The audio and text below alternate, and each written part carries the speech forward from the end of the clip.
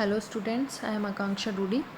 आज हम आपकी बुक इंडियन पॉलिटिकल सिस्टम भारतीय संविधान के एक इम्पोर्टेंट चैप्टर संविधान की प्रमुख विशेषताएं के बारे में बात करेंगे।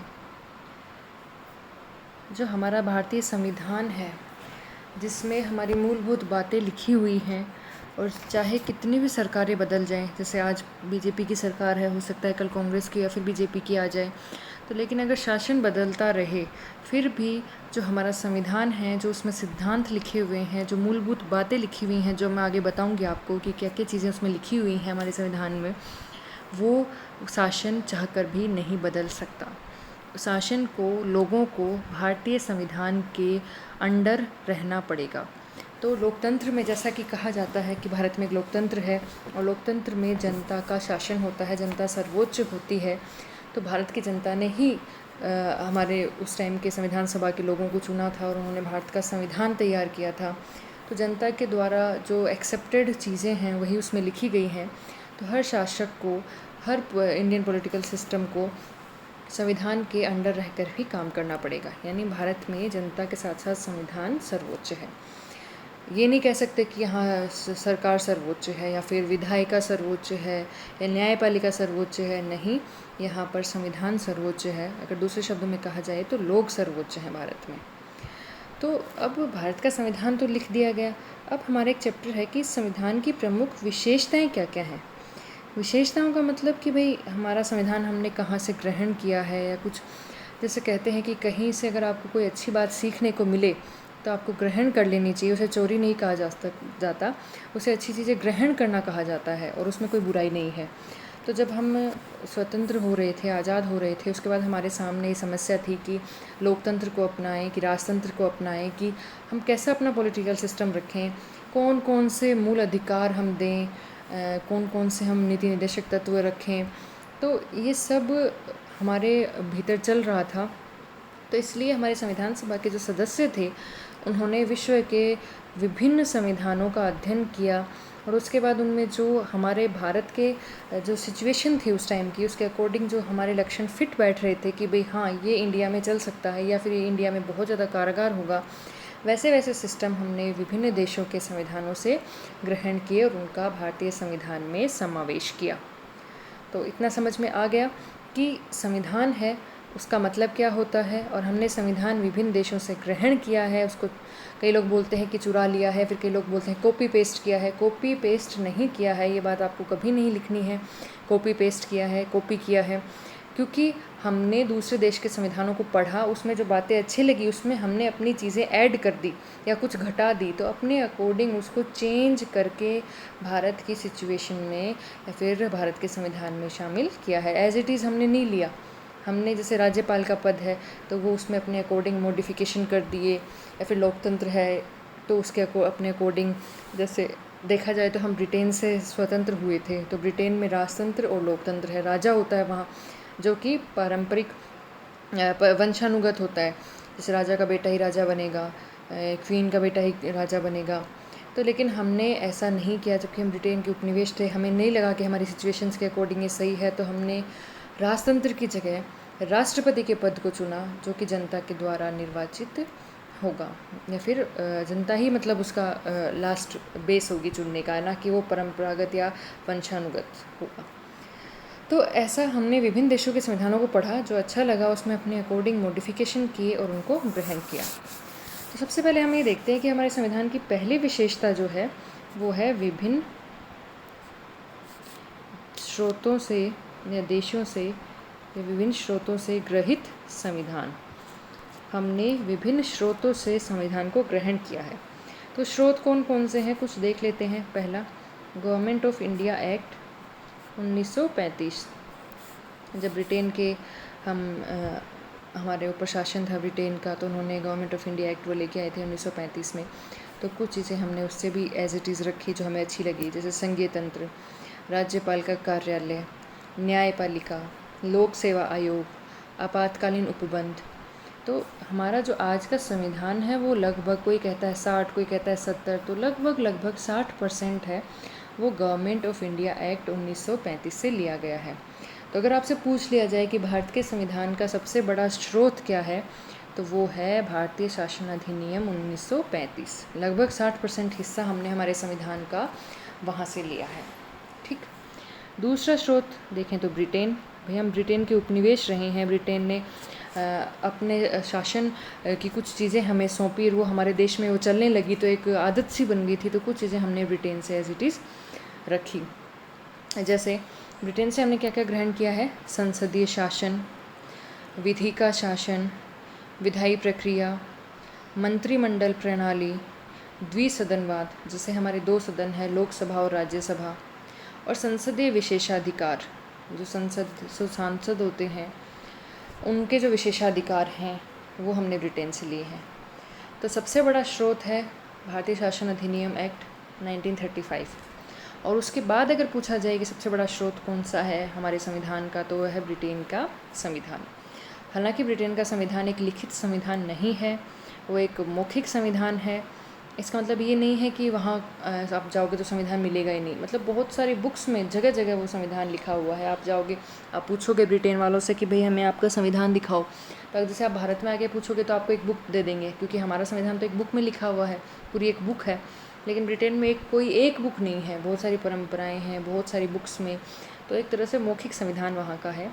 लेकिन चूँकि हमें ब्रिटेन की आदत हो चुकी थी, वहाँ कुछ शासन प्रणाली उन्होंने हमारे इंडिया में लागू की, वो चलने लगी, तो इसलिए हमने कुछ प्रणाली ब्रिटेन से ली। तो 1935 के बाद सबसे बड़ा स्रोत है ब्रिटेन। फिर हमने अमेरिका से क्या क्या लिया? अमेरिका भी एक बोलते हैं ना फर्स्ट एंड फॉरमोस्ट डेमोक्रेसी है। सबसे पहले लोकतंत्र अमेरिका में ही माना जाता है। सबसे पहला लिखित संविधान अमेरिका का माना जाता है, बहुत पुराना है। तो अमेरिका से हमने क्या क्या लिया है? प्रस्तावना, मूल अधिकार, न्यायपालिका की स्वतंत्रता, न्यायिक पुनरावलोकन, उपराष्ट्रपति, उच्चतम न्यायालय व उच्च न्यायालय के न्यायाधीशों को पद से हटाने की प्रक्रिया, राष्ट्रपति का निर्वाचन और रिट्स, जो हमारा सुप्रीम कोर्ट 5 रिट जारी करता है, वो अमेरिका से ली हैं। जो प्रस्तावना का जो ढांचा है वो अमेरिका से लिया है, क्योंकि अमेरिका में भी प्रस्तावना से शुरुआत होती है। जो मूल अधिकार का कॉन्सेप्ट है वो हमने अमेरिका से लिया है। न्यायपालिका की स्वतंत्रता, न्यायिक पुनरावलोकन, उपराष्ट्रपति, ये सब हमने कहाँ से लिए हैं? अमेरिका से लिए हैं। ठीक है। फिर अब चौथा देखते हैं, आयरलैंड से क्या क्या लिया है। आयरलैंड से लिया है हमने प्रस्तावना के प्रारंभिक व अंतिम शब्द। जो हम हमारी प्रस्तावना पढ़ेंगे आने वाले चैप्टर्स में, तो उसके जो प्रारंभिक और अंतिम शब्द हैं, जब प्रस्तावना पूरी तो पढ़ी जाती है, तो उसमें जो फर्स्ट और लास्ट वर्ड्स आते हैं वो हमने आयरलैंड से लिए हैं। नीति निर्देशक तत्व, जो नीति निर्देशक तत्वों का कॉन्सेप्ट है, ये हमने आयरलैंड से प्रभावित होकर किया है। राष्ट्रपति पर महाभियोग कैसे चलाया जाए, क्या प्रक्रिया होगी, ये हमने आयरलैंड से लिया है। राष्ट्रपति की निर्वाचन पद्धति हमने आयरलैंड से ली है। और राज्यसभा के सदस्यों का नामांकन, ये भी हमने आयरलैंड से लिया है। अब देखें हमने कनाडा से क्या क्या लिया है। सशक्त केंद्र के साथ संघीय व्यवस्था, मतलब हमने संघीय व्यवस्था को तो अपनाया। जैसे अमेरिका में भी संघीय व्यवस्था है, तो हो सकता है ये कह दें कि हमने अमेरिका से ली है। लेकिन कनाडा में क्या है कि अगर संघीय व्यवस्था है, आगे हम देखेंगे कि संघीय व्यवस्था का मतलब क्या है। मतलब अभी थोड़ा समझा देती हूँ कि केंद्र व राज्यों के बीच में शक्ति का बंटवारा। जैसे कुछ विषय राज्यों के पास हों जिस पर राज्य कानून बना सकें स्वतंत्र होकर, कुछ विषय केंद्र के पास हों। और ये विषय किस में होते हैं? सूचियों में। जैसे हम पढ़ते हैं 7वीं अनुसूची, उसमें 3 सूचियाँ हैं, संघ सूची, राज्य सूची और समवर्ती सूची। और जो इन तीनों में सब्जेक्ट नहीं आते, रह जाते हैं, वो आते हैं अवशिष्ट शक्तियों में। तो संघ सूची, राज्य सूची में क्या है? विभिन्न विषय लिख दिए गए हैं कि भाई इन पर कानून बनाने का अधिकार केंद्र का है, इन पर कानून बनाने का अधिकार राज्य का है। जैसे अगर कृषि की बात करें तो कृषि पर कानून बनाने का अधिकार राज्यों का है। ठीक है। तो ऐसी कुछ शक्तियों का विभाजन केंद्र और राज्यों के बीच में कर दिया जाए तो उसे उस व्यवस्था को संघीय व्यवस्था कहा जाता है। अब ये हो सकता है कि केंद्र और राज्य में बराबर शक्तियाँ बांट दी जाएँ, या ये हो सकता है कि केंद्र को कम दी जाएँ, राज्यों को बहुत ज़्यादा शक्तियाँ दी जाएँ, या ये हो सकता है कि केंद्र को शक्तिशाली बनाया जाए, राज्यों को तुलनात्मक रूप से कमज़ोर बनाया जाए। तो कनाडा को देखते हुए हमने ये ग्रहण किया कि केंद्र को ज़्यादा मजबूत होना चाहिए। क्यों? क्योंकि हमने ऐसी परिस्थितियाँ देखी थी जब हम किसी के गुलाम उपनिवेश थे, तो हम नहीं चाहते थे कि दोबारा राज्य इतने ज़्यादा पावरफुल हो जाएं कि वो केंद्र से अलग हो जाएं। इतने ज़्यादा पावरफुल हम नहीं बनाना चाहते थे उनको कि फिर से भारत का विभाजन हो। हमने विभाजन देखा था 1947 में। तो हम केंद्र को इतना शक्तिशाली बनाना चाहते थे कि टाइम आने पर, इमरजेंसी सिचुएशन आने पर केंद्र है वो एकजुट होकर संभाल सके सारी सिचुएशन को। तो राज्यों को हम अलग नहीं होने देना चाहते थे, इसलिए हमने केंद्र को ज़्यादा शक्तिशाली रखा है। तो हमने संघीय व्यवस्था को अपनाया है, केंद्र राज्य के बीच में शक्तियों का विभाजन किया है, लेकिन केंद्र को सशक्त रखा है। और फिर तीसरा, अवशिष्ट शक्तियाँ केंद्र के पास। मैंने कहा 3 सूची होती हैं, उसके अलावा जो सब्जेक्ट बच जाते हैं वो अवशिष्ट में आते हैं। तो जनरली अवशिष्ट शक्तियाँ जैसे अमेरिका में राज्यों के पास हैं, तो इससे राज्य ज़्यादा पावरफुल हो गए, लेकिन हमने अवशिष्ट शक्तियाँ किसको दी हैं? केंद्र को। उसके बाद केंद्र द्वारा राज्यपाल की नियुक्ति। राज्यों में राज्यपाल होता है जो संवैधानिक प्रमुख होता है, तो उसकी नियुक्ति किसके द्वारा? केंद्र यानी राष्ट्रपति के द्वारा की जाए। तो ये भी हमने कहाँ से लिया है?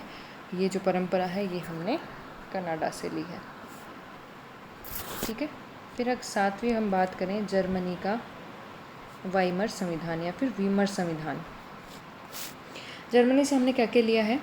आपातकाल, इमरजेंसी के टाइम, या इमरजेंसी भी हमने जर्मनी से ली है, और इमरजेंसी के टाइम जो मूल अधिकार हैं उनका स्थगन हो जाना, ये भी हमने कहाँ से लिया है? जर्मनी से लिया है। अब रशिया से क्या क्या लिया है हमने? रशिया या उस टाइम यूएसएसआर बोल दो। मूल कर्तव्य, प्रस्तावना में न्याय, नियोजन का कॉन्सेप्ट, ये सब हमने कहाँ से लिया है? रशिया से लिया है। फिर फ्रांस से क्या क्या लिया है? गणराज्य। गणराज्य मतलब हमारा जो संविधान का प्रमुख है वो राष्ट्रपति है, यानी लोगों द्वारा निर्वाचित एक नेता है, ना कि वंशानुगत कोई राजा। तो इस जो व्यवस्था को हम गणराज्य कहते हैं, ये हमने फ्रांस से लिया है। प्रस्तावना में स्वतंत्रता, समानता व बंधुता का कॉन्सेप्ट है, वो हमने फ्रांस से लिया है। ठीक है। फिर आता है अगली कंट्री, दक्षिणी अफ्रीका। दक्षिणी अफ्रीका से क्या क्या लिया है? संविधान संशोधन की जो प्रक्रिया है कि हमने 3 तरीके बताए हैं। भाई लिखित में 2 ही तरीके हैं संविधान के, लेकिन अगर हम संविधान को ढंग से पढ़ें तो टोटल 3 तरीके हैं जिससे संविधान का संशोधन हो सकता है। वो हम आगे देखेंगे कैसे, कौन से 3 तरीके हैं जिनसे संविधान में संशोधन किया जा सकता है। तो वो 3 तरीके हमने कहाँ से लिए हैं? दक्षिण अफ्रीका से लिए हैं। संशोधन की प्रक्रिया क्या रहेगी, हमने लिया है दक्षिण अफ्रीका से। फिर आता है जापान। हमारा जो शासन है वो है विधि द्वारा स्थापित प्रक्रिया। ये कॉन्सेप्ट हमने कहाँ से ली है? जापान से ली। ठीक है। जैसे कनाडा में 147 अनुच्छेद हैं, ऑस्ट्रेलिया में 128 अनुच्छेद हैं, दक्षिण अफ्रीका में 253 अनुच्छेद हैं। ऐसे भारत में कितने अनुच्छेद हैं? 395 अनुच्छेद हैं। तो भारत का संविधान बहुत बड़ा है, बहुत लंबा है, तो इसलिए हमने अच्छी अच्छी बातों को विभिन्न देशों से ग्रहित किया और उसमें अपने अकॉर्डिंग चेंजेस किए। तो अगले लेक्चर में हम देखेंगे कि संविधान की और क्या क्या विशेषताएं हैं।